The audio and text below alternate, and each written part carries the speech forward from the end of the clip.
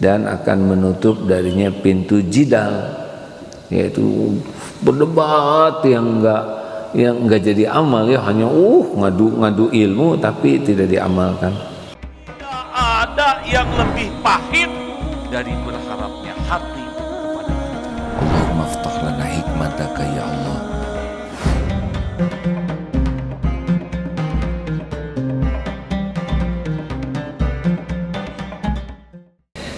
Kita bahas satu yang sangat penting, bahwa jangan sampai semangat kita mencari ilmu membuat kita lalai dari semangat kita mengamalkan ilmu. Karena ilmu diciptakan untuk memandu amal kita. Orang beramal tanpa ilmu tidak bisa dan tidak akan diterima. Tetapi orang berilmu tidak mengamalkannya, ini juga bisa jadi petaka. Berikut ini ada beberapa kutipan tentang mengapa kita harus mengamalkan ilmu. Ada 12 alasan, ini aku kutip dari Ummah ya. Dari Malik bin Dinar berkata, barang siapa yang mencari ilmu agama untuk diamalkan, maka Allah Subhanahu wa ta'ala akan terus memberi taufik kepadanya. Jadi memang niat mencari ilmu itu bukan untuk tahu, tapi untuk saya bisa mengamalkan. Supaya apa? Supaya dekat dengan Allah. Dan Allah pasti tahu. Pasti tahu. Ada yang belajar untuk mendekat ke Allah, ada yang belajar tapi hanya untuk kepentingan duniawi, ingin dipuji, dianggap pintar, dia punya gelar, dianggap ahli ilmu, dan Allah tidak bisa dibohongi. Barang siapa yang mencari ilmu agama untuk diamalkan, maka Allah terus memberi taufik kepadanya, kemampuan mengamalkan. Sedangkan barang siapa yang mencari ilmu bukan untuk diamalkan, hanya untuk kebanggaan atau kesombongan, maka dia tidak akan dapat taufik itu.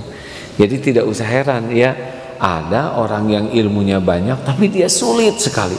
Sholat, tidak mau di masjid, lambat, tidak mau tahajud, tidak juga mau mengamalkan saum, baca Quran, padahal ilmunya banyak.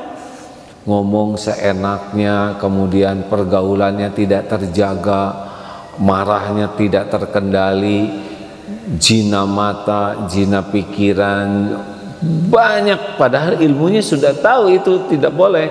Kenapa? Sangat boleh jadi niat mencari ilmunya hanya untuk kekaguman orang, pujian, penghargaan, atau kebanggaan dirinya. Dan Allah tahu persis. Jadi tidak bisa, saya lillahi ta'ala, ya boleh saja nyebut lillahi ta'ala, tapi niat yang ada di hati tidak bisa disembunyikan dari Allah. Jika seorang hamba mempelajari suatu ilmu dengan tujuan diamalkan, maka itu akan membuat ilmu itu akan membuatnya semakin merunduk. Jikalau seseorang mempelajari ilmu bukan untuk diamalkan, maka ilmu itu hanya akan membuatnya semakin sombong.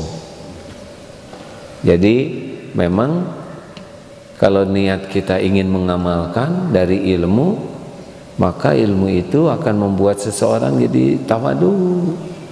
Tapi kalau ilmu itu tidak diniatkan untuk diamalkan, maka ilmu itu membuat sombong. Dan ingat ya, tawadu itu harus asli, karena ada yang tawadu fisik tapi hatinya tidak. Ada yang merunduk gitu, jalan merunduk, ketemu orang merunduk, tapi dalam merunduknya itu pun dia menginginkan pengakuan bahwa dia itu orang tawadu. Jadi dia bukan mengamalkan tawadunya, tapi dia acting dengan ketawaduan, pura-pura rendah hati, pura-pura merunduk, dengan harapan dia diakui itu sebagai orang yang tawadu. Kan ada yang beramal gini, ada yang dia berbuat baik karena ingin jadi orang baik, ada yang berbuat baik karena ingin diakui sebagai orang baik. Beda tidak hadirin? Jadi jangan terkecoh oleh kita yang duduk, misalkan kita pura-pura duduk, ada orang begini, ada para kiai begini, tapi tidak pakai hati penghormatannya tuh, ya hanya dia ingin dinilai orang sebagai orang tawadu. Itu juga sudah sombong, ya. Dan lihat yang kurang tawadu, dia akan jengkel karena dia merasa paling tawadu. Dari Wahab bin Munabbih berkata, permisalan orang memiliki ilmu lantas tidak mengamalkan ilmunya adalah seperti dokter yang memiliki obat tapi dia tidak mau berobat dengannya. Aneh, ya. Selanjutnya, ayahku pernah membawaku pada Basil Al-Haris, lalu ia berkata, wahai Abu Nasr, anakku sudah masyhur dengan tulisan hadis dan ia terkenal sebagai orang berilmu. Lantas Basir menasehatiku, wahai anakku, namanya ilmu itu mesti diamalkan. Jika engkau tidak bisa mengamalkan ilmu seluruhnya, amalkanlah 5 dari setiap 200 ilmu. Seperti hanya hitungan zakat dirham 2,5% dari Hilyatul Aulia, ya. Jadi memang kita tidak akan bisa seluruhnya. Ilmu haji kita tahu, tapi sekarang haji tidak semudah dulu, ya. Selain kita harus mampu juga secara syariat, harus sesuai dengan urutan bisa datang. Lalu gimana nih, saya tahu ilmu haji tapi saya tidak bisa mengamalkannya. Niat sudah, ikhtiar sudah. Banyak ilmu yang memang kita memiliki keterbatasan mengamalkannya, tapi jangan pernah tidak ingin mengamalkan. Kita harus ingin dan berusaha keras mengamalkannya. Ada lagi ulama yang mengatakan, ini Syakik Al-Balkhi, masuk dalam amalan hendaklah diawali dengan ilmu, lalu terus mengamalkan ilmu tersebut dengan sabar, lalu pasrah ke dalam berilmu dengan ikhlas. Siapa yang tidak memasuki amal dengan ilmu, maka ia jahil, bodoh. Jadi tidak bisa kita beramal tanpa ilmu, ya. Tetapi kalau kita terus nambah ilmu dan tidak berusaha keras mengamalkannya, maka kita jadi bodoh lah. Karena ilmu itu bukan untuk tahu saja, tapi untuk diamalkan. Barang siapa yang mengamalkan ilmu yang telah ia pelajari, maka Allah akan fatahullahu lahu ma la ya'lam, dan akan membuka kepadanya ilmu yang sebelumnya ia tidak tahu. Jadi kalau kita senang sekali mengamalkan ilmu, ya berusaha gitu, walaupun jatuh bangun dapat ilmu. Tabassumuka fi wajhi akhika laka shadaqatun, senyummu kepada saudaramu maka sedekah bagimu. Diamalkan, diamalkan. Tiap ketemu saudaranya senyum, senyum, wajah cerah. La taghdab walakal jannah, jangan marah bagimu surga. Tahan diri dari marah, tahan sekuat tenaga. Jadi dapat ilmu itu dipraktekkan. Itu Allah akan mewariskan kepadanya ilmu-ilmu baru. Jadi nambahnya ilmu yang paling bagus itu adalah dengan semangat mengamalkan ilmu. Pesantren tuh harusnya gudang ilmu tuh tempat terindah, tempat ternyaman, tempat teraman, tempat yang paling mengesankan harusnya pesantren, karena di sana sumber ilmu. Tidak ada tempat yang paling bersih selain pesantren harusnya.